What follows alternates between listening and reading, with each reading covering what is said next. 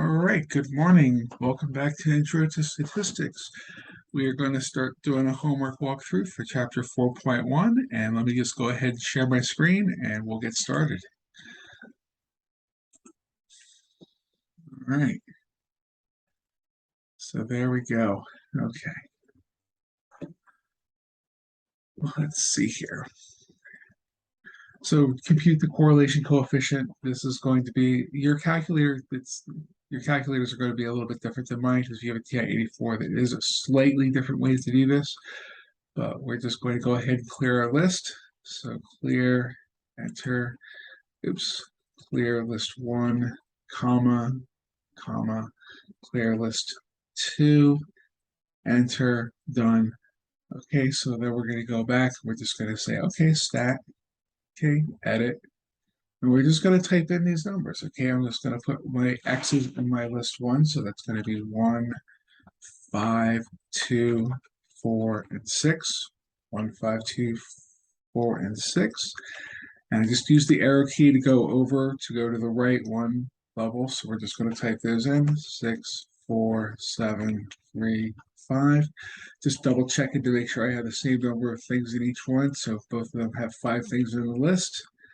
Okay, and this is an appropriate level of question. Okay, I like this because there's not too many numbers in here that you have to type in, and it's very basic kind of a problem. It's very straightforward. I like it. Okay, so we're gonna go to stat. Okay, now this is a little bit different. Okay, if you've got a TI-84, I think you're a slightly different thing. We're gonna go and say tests. Okay, and what we're going to do is we're going to go all the way down to where it says lin reg t-test. Okay, we're going to go to option E.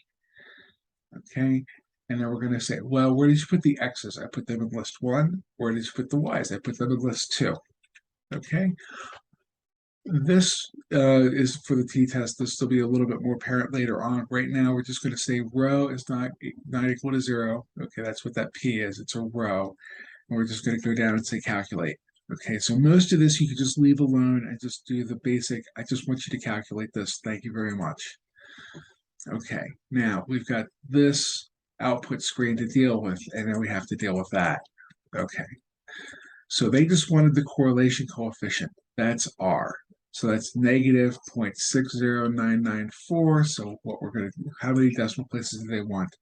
They wanted 3 decimal places, 1, 2, 3. So that's going to change that to 10. So we're going to say negative 0.61. Okay, so we're going to say negative 0.61. Okay, I think that will do it for our 3 decimal places there. Okay, we'll say 360. Fine.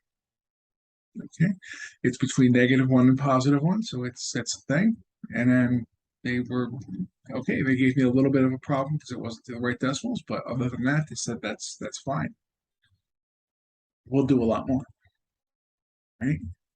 So the next one, this is again, I like this question. It doesn't require us to do any calculations. All it says is like, I wish you to look at this picture and then tell me, would you use the correlation coefficient? Do you think there is a linear relationship between these two variables? Like, no, I don't think there is.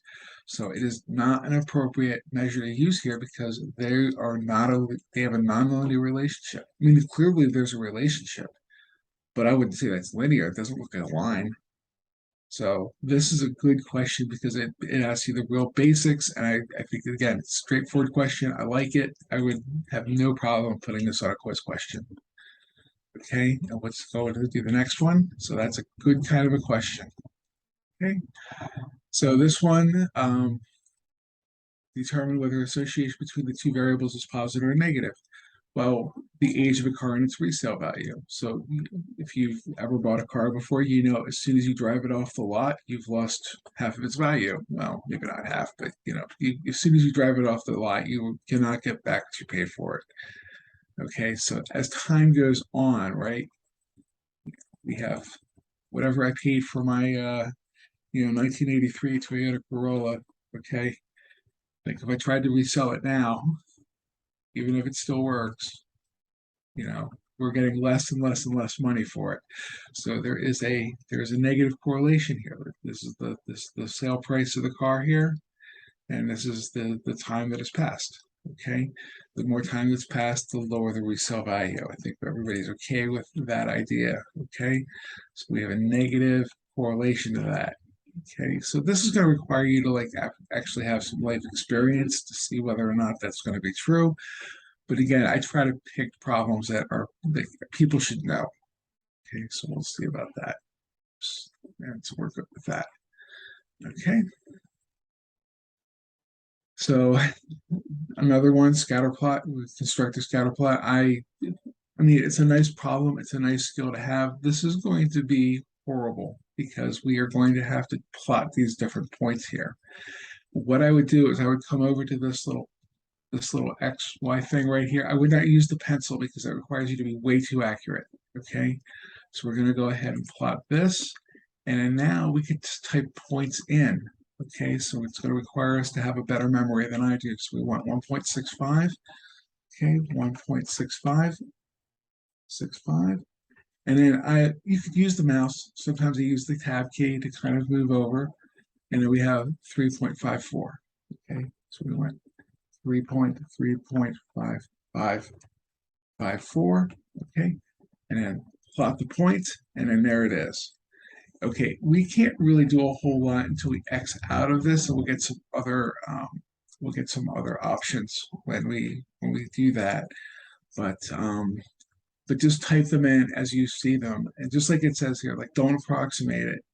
If we have fractions, in this case we don't, we have decimals. Okay, but if you were working on this and you had fractions, or if you had like the square root of 5, they're going to expect you to type in the square root of 5 or some kind of a fraction into this. They don't want you to put in the decimals. They want you to put in the actual value. So if you're using ALEKS and you've got another class and you have like all these weird numbers like square roots, cube roots, if you're taking an algebra class or something, they don't want you. They'll give you the tool. Right now we just do fractions. Stats isn't. We're not doing logarithms. Okay, they could, but they don't give us the option. Okay, so I'm going to go ahead and pause this so I could type in these numbers. I'll just type in one more for us. So it's 1.69, 1.69. Okay, and then whatever we have over here, 3.43. Okay, so we have 3.43. Plot the point. Boom.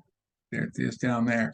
And we're just going to do this for all of the different pieces that we have here. Okay, fortunately, there's not too many, but I have a feeling you'd rather watch paint dry than watch me type in these numbers. So I'm going to pause this for a moment. I'll type them in. I'll come right back as soon as we're done. So, all right. So I have plotted all those points. I don't like this system because I can't double check them. All I can do is kind of check here and then hope I put them all in. So there's no double check. I'm just kind of stuck with that. So we're just going to say check and hope for the best. Okay, it probably won't work. Okay. Hey, it did. Go figure. Okay, I must be getting a little bit better. Calculate the correlation coefficient for at least 3 decimal places. Okay, they don't make us do that. They don't give us a tool to do that. I wish they did. So what we're going to do is we're going to go back to the calculator. We're just going to type these in. Again, I'm going to pause it, and then we'll just keep going with that. So I'll say pause. I'm going to type the, well, let me type them into the calculator. So we're going to go back to on. We're going to say stat. I'm going to say clear list. I want list 1. Oops, clear the list.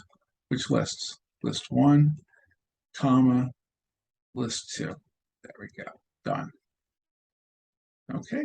And what we're going to do is we're just going to go back to stat. I'm just going to type these numbers in. And then we're going to calculate the regression coefficient or the correlation coefficient.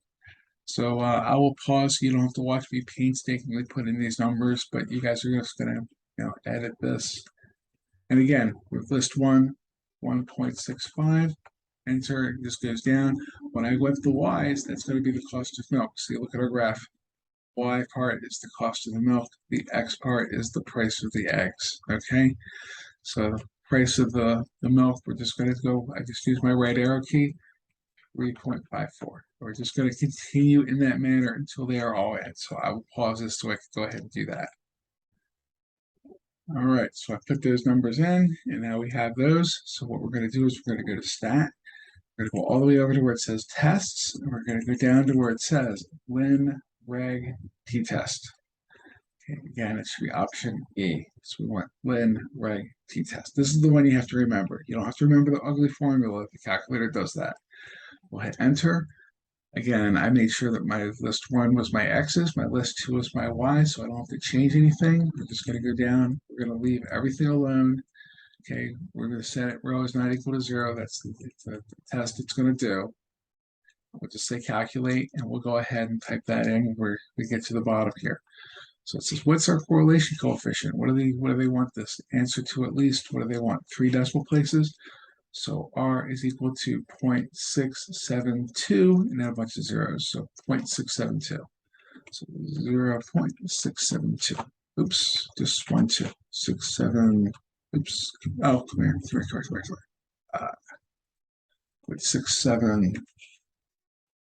Okay, I just want to make that short. That resumed here. Yeah, we're recording. Okay, 672. Check. Okay, assuming I have this typed in correctly. It did not like it. I'm just going to recheck and see what did I do wrong with this because I'm not really sure. Okay. 1.179. I will bet that my... Oh, you know what? Did I write the right one?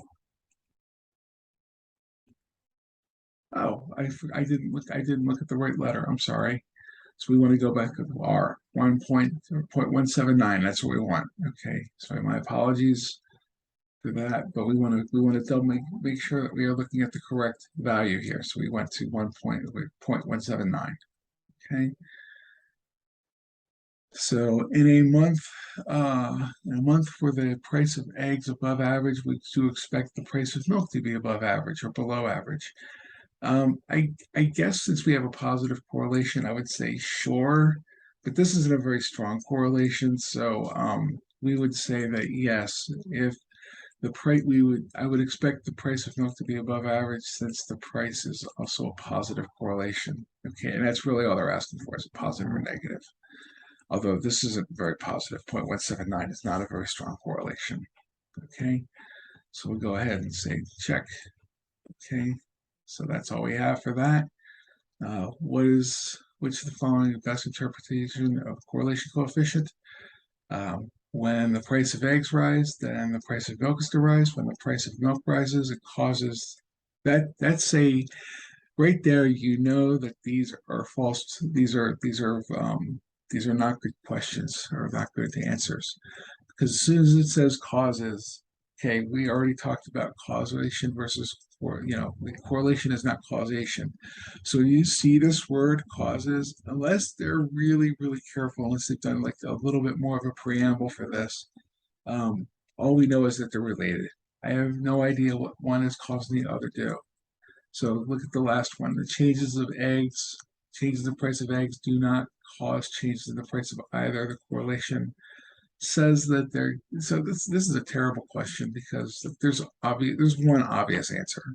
Okay, so as soon as you see that cause, you can pretty much throw that answer right out because that's not something that we don't expect you guys to do that.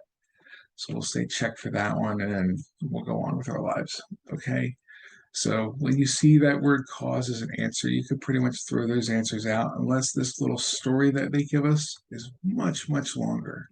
Because you really have to go out of your way to show causation. Okay, just like I said with the cigarettes. We knew in the 70s cigarettes were not good for you, but it wasn't until the 90s, early aughts, that they actually had the warning label on the cigarette package saying that smoking cigarettes causes cancer.